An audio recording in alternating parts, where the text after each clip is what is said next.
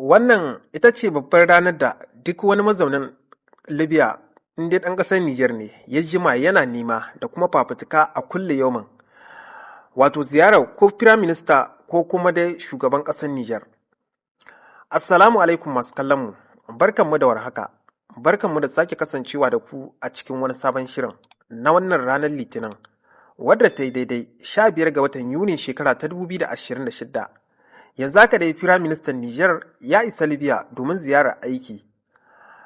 A yau Litinin 15 ga watan Yunin shekara ta 2026, inda ya samu kyakkyawan tarbi daga ɗaya daga cikin manyan jami'an da ke kula da harkokin ma'aikatar harkokin wajen Libya, kamar da yadda kuke gani, mai suna Al-Taher Al-Baour. Ya tarbi Firaministan Jamhuriyar Nijar Mahaman Lamine Zeine a filin jirgin sama na Mitiga da ke Tripoli.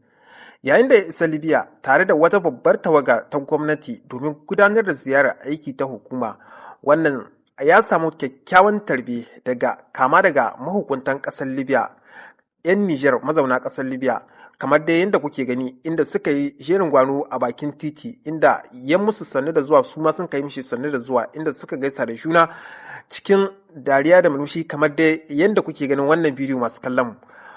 Wannan ziyara na zuwa ne a daidai lokacin da Nijar da Libya ke ƙara ƙarfafa dangantakar diflomasiyya da haɗin gwiwa a fanni daban-daban, inda ana sa ran shugabannin ƙasashen biyu za su tattauna kan hanyoyin bunƙasa haɗin kai, musamman akan batutuwan da suka shafi nahiyar Afirka da kuma muradun bai ɗaya na ƙasashen guda biyu. Kuma wannan ziyara na zuwa ne a daidai lokacin da 'yan Nijar suke cikin wani ƙalubale a ƙasar Libya, musamman duba da yadda ba a jima da yin wani gagarumin kame a ƙasar Libya ba, inda an kai ta jin da yawa 'yan Nijar na ta kiran a kawo musu ɗauki, a diba musu wace hanya za su bi domin ganin cewa an tabbatar da zaman lafiya 'yan Nijar da ke wannan ƙasa. Haka kuma ziyarar za ta ba da damar musayar ra'ayoyi kan muhimman batutuwa a yanki da ma duniya, tare da ƙarfafa haɗin kai wajen samar da tsaro, zaman lafiya da ci gaba a yankin Sahel da arewacin Afirka. Duba da yadda ƙasashen suna makwabtaka da juna, kuma duba da yadda tsawon shekaru 'yan Nijar na shiga Libya domin neman na rufa ma kai asiri. Muna fatan za a yi amfani da wannan ziyara wajen diflomasiyya domin tabbatar da cewa 'yan Nijar da suke yawan kiraye-kiraye ganin cewa an shawo musu kan matsalolin da sun jima suna damun su, kamar ɓangaren takardu, a samu wata takarda ta musamman wadda za a cewa ga ta wadda za su yi yawon su a ko'ina cikin ƙasa, masu tafiya gida a buɗe musu hanya. Wannan ziyara na nuna ƙoƙarin Nijar da Libya na ci gaba da gina kyakkyawar alaƙar diflomasiyya da haɗin gwiwa da za ta amfani al'ummomin ƙasashen guda biyu. Allah Ubangiji ya sa wannan ziyara ta amfani 'yan Nijar mazauna ƙasar Libya, Allah kuma ya sa a yi lafiya a gama lafiya. Kuna da ganin wannan ziyara yadda an ka tarbi shugaban Firaministan Nijar cikin kyakkyawan tarbe.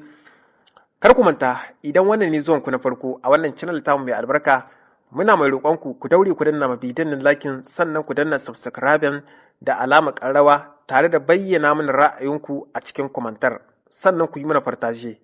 Sai kuma wani lokaci idan Allah ya kai mu. Wassalamu alaikum wa rahmatullahi ta'ala wa barakatuh.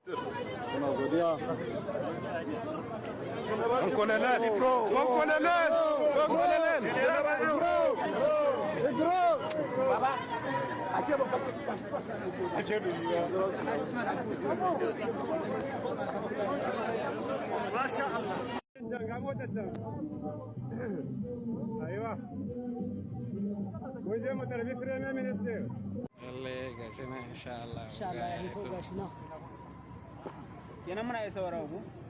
Kamar hita ne cikin layi. Cikin layi. An ce kakku su da an ce kakku. Kakku suna da abu su kakku.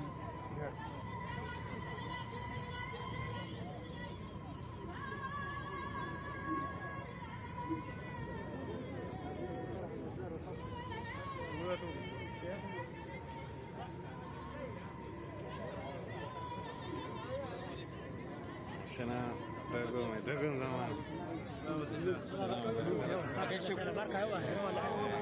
Allah ya